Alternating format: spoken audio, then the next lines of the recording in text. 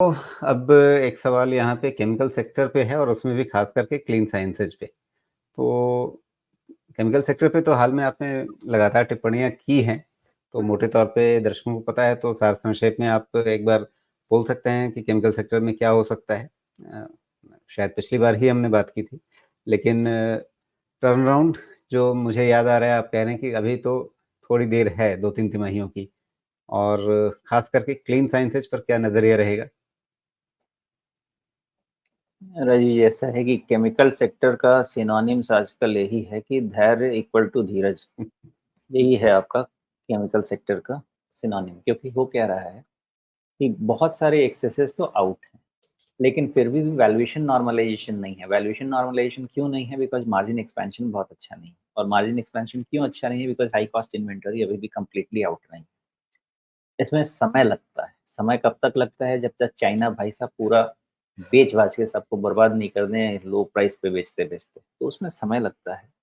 अब clean science की आपने बात की है, तो आप ज़रा जाके देखिए कि अर्निंग्स सपोर्टिव नहीं है, ओके।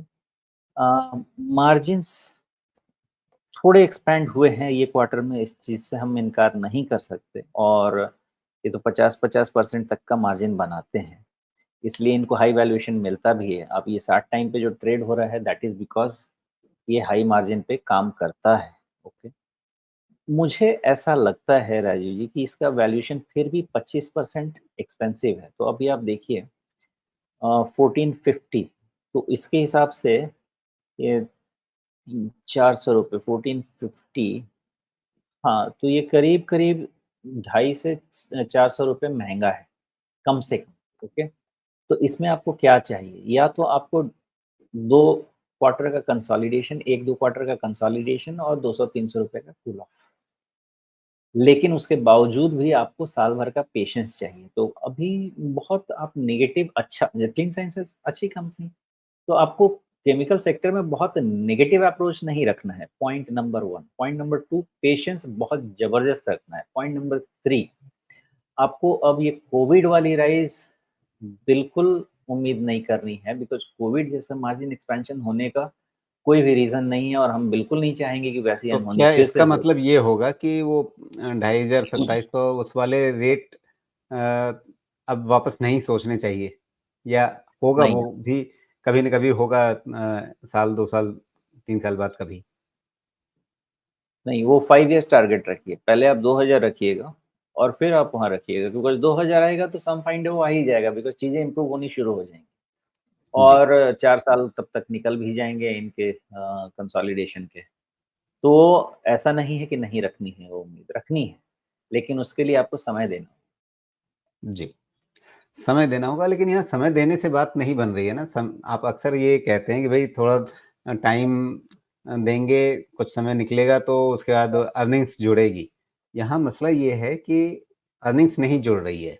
मतलब हर महीने जो थोड़ा-सा एक्स्ट्रा प्रॉफ़िट आपका बनना चाहिए हर तिमाही में, वो नहीं बन रहा है और उसका सबसे बड़ा कारण ये है कि आपकी टॉप लाइन नहीं बढ़ रही है, टॉप लाइन अटकी हुई है। मार्जिन आप मेंटेन करके थोड़ा चल भी रहे हैं, लेकिन वो भी पहले से घटा है। 50 से घट के आप 40-45 के बीच में चल रहे हैं। मार्जिन भी थोड़ा-सा घटा है, टॉप लाइन बढ़ नहीं रही है, तो प्रॉफ़िट बढ़ नहीं सकता है, मतलब अर्निंग अटकी हुई है। अगर अर्निंग अटकी हुई है, तो अगली तिमाही में भी ऐसे ही अर्निंग आएगी, उसके अगली तिमाही में भी ऐसे ही अर्निंग आएगी, तो फिर आपका मल्टीपल कहाँ से सुधरेगा? हाँ, देखिए अर्निंग फ्लैटिश है, आपकी अर्निंग यहाँ पे ब नेगेटिव नहीं है, पहली चीज़ ये। अब क्वार्टर ऑन क्वार्टर भी आप जाके देखिएगा तो आपकी अर्निंग नेगेटिव नहीं है, फ्लैटिश है। मार्जिन्स इम्प्रूव होने शुरू हो गए। तो इस चीज़ को रीड करने की कोशिश कीजिए। आपका बिज़नेस इम्प्रूव अभी नहीं हो रहा है और नहीं होगा, बिकॉज़ जो मोस्ट डोमिनेंट प्लेयर है वो अभी भी डंपिंग कर रहा है। तो आप रेवेन्यू एक्सपेंशन अभी उम्मीद नहीं कर सकते हैं। लेकिन आपके पास एक उससे भी बड़ा ओवरहैंग था कि आपकी इन्वेंटरी पड़ी हुई है, जिसके कारण आप अपने मार्जिन्स को इम्प्रूव नहीं कर पा रहे हैं। वो बड़ा रिस्क रहता है वैल्यूएशन प्रीमियम के लिए। वो आप देखेंगे 41 से 44%, 3 परसेंटेज पॉइंट का जंप है, अच्छा जंप है। और इनका मार्जिन 50-52 की तरफ जाता है, तो आप देखिए बहुत हाई मार्जिन की तरफ स्क्यूनेस उधर ही है, बिकॉज़ लो आप इनका देखेंगे तो 39% है और ऊपर में 52% है। तो ऊपर की तरफ बढ़ रहा है मार्जिन। तो अब ये आप इससे रीड कीजिए कि आपका बिज़नेस इम्प्रूवमेंट, सेल्स इम्प्रूव नहीं करेगा जब तक चाइना अपना पूरा प्रोडक्ट निकाल नहीं लेगा और आपका अपना पूरा प्रोडक्ट निकल नहीं जाएगा। डिमांड अभी नहीं है, ये बिल्कुल क्लियर है इस क्वार्टरली मैनेजमेंट कमेंटरी में भी कि डिमांड इम्प्रूवमेंट नहीं है और शायद Q4 तक कोई डिमांड इम्प्रूवमेंट नहीं होगा। तो सेल्स की उम्मीद आपको नहीं करनी है, ये कंपनी खुद ही कह रही है। आपको उम्मीद क्या रखनी है कि आपका एटलीस्ट घर का मामला ठीक हो, जो कि आपका कॉस्ट का मामला, वो ठीक होना शुरू हो गया है और जैसा मुझे लगता है कि FY24 के बाद इनका इन्वेंटरी वाला प्रॉब्लम शायद ठीक हो जाएगा।